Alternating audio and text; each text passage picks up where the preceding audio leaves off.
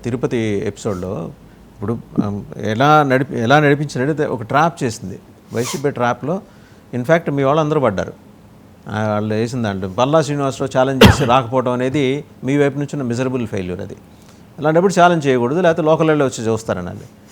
కరుణాకర్ రెడ్డి అయితే మొత్తానికి ఒక మైండ్ గేమ్ ఆయన ఆడారు, అందులో అర్థమవుతోంది. సరే అది అంటే వాళ్ళు అంటున్నారు కదా, వాళ్ళు రోజా గారు కూడా మాట దేవుడితో పెట్టుకుంటే చంద్రబాబు గారికి ఏమైంది, పవన్ కళ్యాణ్ గారికి ఏమైంది. ఇప్పుడు కరుణాకర్ రెడ్డి కూడా చేస్తుంది అదే కదా. కరుణాకర్ రెడ్డి గారు గుడ్ ఫ్రైడే రోజు చర్చికి పోకుండా అనవసరం వీళ్ళు ఎందుకనే దయచేసి ఆయన క్రైస్తవుడు, ఆ వ్యవహారం అంతా ఎవరు కాదంటారు. తిరుపతి దేవస్థానం యొక్క ప్రతిష్టను దిగదార్చినటువంటి వ్యక్తులు ఈ party YCP party. Bhumana Karunakar Reddy Christian కాదని చెప్పండి. వాళ్ళ కూతురు యొక్క మ్యారేజ్ క్రిస్టియన్ చర్చిలో కాలేదా? చెప్పండి. క్యాస్ట్ సర్టిఫికెట్ మీకు రిలీజియన్ సర్టిఫికెట్ పంపించమంటారా రావు గారు? వాళ్ళ అమ్మాయి కూతురు హిందూ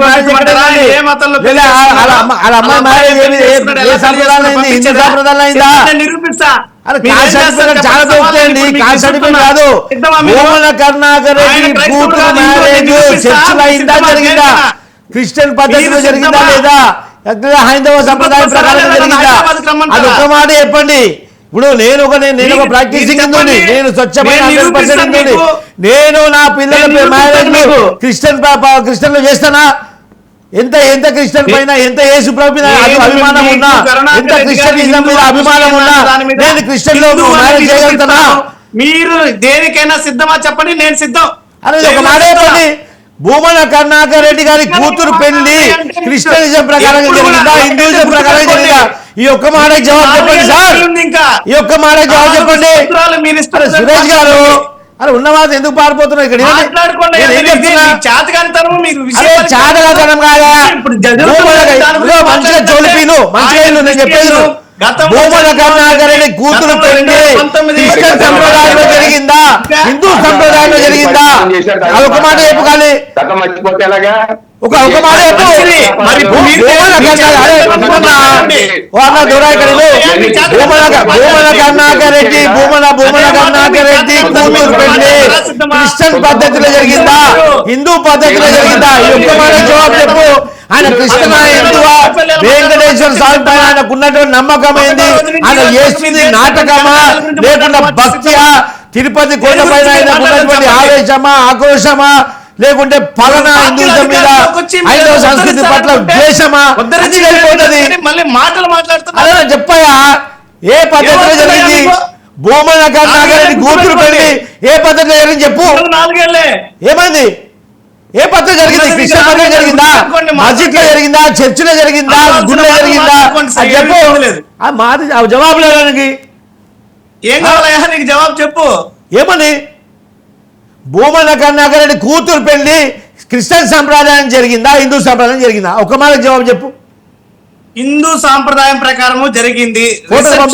జరిగిందాన్ని మీరు క్రిస్టియన్ వేదికగా జరిగిందని చెప్పి మీరు దాన్ని వక్రీకరించారు. పెళ్లి కూతురు గౌనేసుకుంటారా? పెళ్లి కూతురు గౌనేసుకుంటారా అండి? మా కూతురు పెళ్లి క్రిస్టియన్ పద్ధతిలో చేశారని. మీరు అంతకంత అనుభవిస్తారు. వెంకటేశ్వర స్వామి యొక్క పాలక మండలి చైర్మన్ గా హిందూ సాంప్రదాయంగా ఉండాల్సిన వ్యక్తి కాకుండా హిందూ ఏతరులను తీసుకొచ్చి హిందూ సాంప్రదాయానికి వ్యతిరేకంగా నాన్ హిందూ పర్సన్ కి క్రిస్టియనిజం ప్రాక్టీస్ చేసే పర్సన్ తీసుకొచ్చి అక్కడ చేశారు, అపచారం చేశారు. అదే పాపం మీకు జరుగుతుంది, అదే పాపం మీకు జరుగుతుంది. అందుకే సర్వనాశనం అయిపోయింది మీ పార్టీ. అందుకే ఎందుకంటే వెంకటేశ్వర స్వామితో పెట్టుకోవాలి ఎవరు భక్తి పట్టగట్లే ఇప్పటి వరకు. అందుకే చెప్తున్నా కదా, మీరు ఎప్పుడు కానీ ఒక హిందువుకి నేను ఒక హిందువుగా ఉన్నా, నేను ఒక స్వచ్ఛమైన హిందువుగా వెంకటేశ్వర స్వామి పైన కానీ తిరుపతి కొండ పైన కానీ నేను ఒక విమర్శ చేయడం కానీ మాట్లాడే ముందు ఆలోచించుకొని మాట్లాడతా. నేను హిందూ కానట్లయితే ఇష్టం ఉంటని మాట్లాడతా. అదే జరుగుతుంది. భూమన కరుణాకర్ రెడ్డి చేస్తుంది అదే. ఇష్టం వచ్చిన వ్యాఖ్యలు చేస్తుండ్రు. ఎంతసేపు తిరుపతి ప్రతిష్టని దిగదార్చాలని చెప్పేసి ఇది కార్యక్రమాలు చేస్తున్నారు తప్ప తిరుపతి ప్రతిష్టని పెంపొందింపజేసే విధంగా కానీ వెంకటేశ్వర స్వామి పైన భక్తితో కాదని వ్యాఖ్యలు చేస్తుంది. Is only Christian, is 100% Christian, is non Hindu. మీరు వెంకటేశ్వర స్వామి దగ్గర మీరు అపచారం చేశారు, దానికి మూల్యం మీరు చెల్లిస్తారు. ఇంకా 3 జన్మల వరకు మీరు మూల్యం చెల్లిస్తారు. ఇప్పుడు ఒక చిన్న విషయం గుర్తు పెట్టుకోవాలి వాసుదేవన్ గారు, వీళ్ళందరూ కూడా వీళ్ళు నేను ఒకటే అడుగుతున్నా, ఇప్పుడు వీళ్ళ అధికారంలో ఉన్నారు, వీళ్ళు చేసేటువంటి ఘనకార్యాల గురించి మాట్లాడమన్నాం, దానికి వీళ్ళ దగ్గర మాటలు లేవు. మీరు చేసినట్టు అపచారం గురించి మాట్లాడుతున్నామా? మీరు చేసిన అపచారం గురించి మాట్లాడుతున్నాం. మేము ఘనకార్యం ప్రజలకు తెలుసు, మేము చేస్తున్న ఘనకార్యాలు ప్రజలకు తెలుసు. మీరు చేసినటువంటి అపచారం గురించి చెప్పండి. మీరు చేసిన అపచారమా ఏ కాదో చెప్పండి. ముందు వెంకటేశ్వర స్వామి సన్నిధిలో అపచారం చేశారు మీరు, అది గుర్తు పెట్టుకోండి.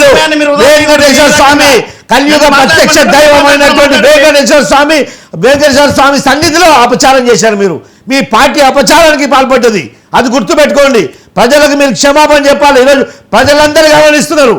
ఈరోజు చెప్పండి, నీ దగ్గర జవాబు లేదు అడిగిన ప్రశ్నకి. వెంకటేశ్వర స్వామి సాక్షిగా చెప్పండి, వెంకటేశ్వర స్వామి సాక్షిగా చెప్పండి, కరుణాకర్ రెడ్డి కూతురు మ్యారేజ్ క్రిస్టియన్ సంప్రదాయం జరిగిందా లేదా? నేను హిందూగా పుట్టినోని నా కూతురు కానీ కొడుకును కానీ క్రిస్టియన్ పద్ధతిలో పెళ్లి చేయగలుగుతారా? అది గుర్తుపెట్టుకోండి, అది జవాబు చెప్పండి.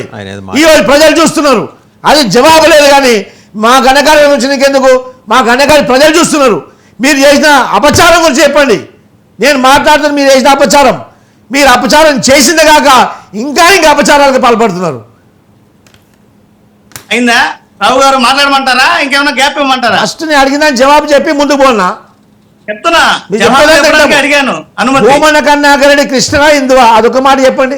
వాళ్ళ కూతురు కృష్ణరా హిందువా చెప్పండి. ఆ తర్వాత భూమన కరుణాకర్ రెడ్డి గారు 100కి 100% హిందువు. వాళ్ళ కూతురు ఎట్లా అయింది మరి? వాళ్ళ కూతురు కృష్ణ అయిపోయిందా? నేను హిందువై నా పిల్లలకి క్రిస్టియన్ మ్యారేజ్ చేయగలుగుతానా? నేను హిందువై నా పిల్లలకి క్రిస్టియన్ మ్యారేజ్ చేయగలుగుతానా?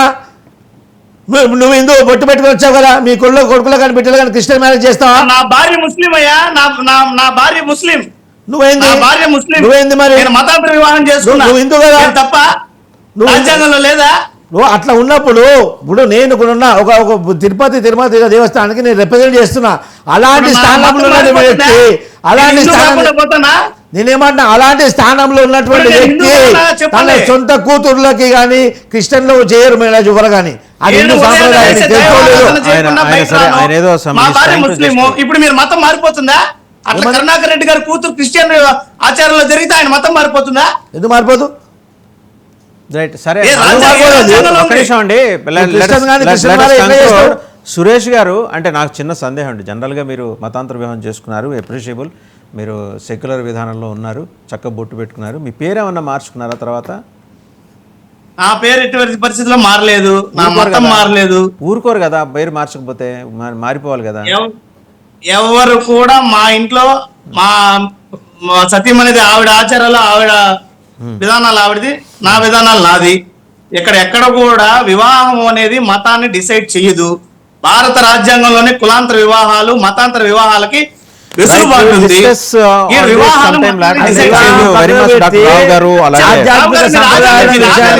కట్టుబాట్లు ఉంటాయి సార్.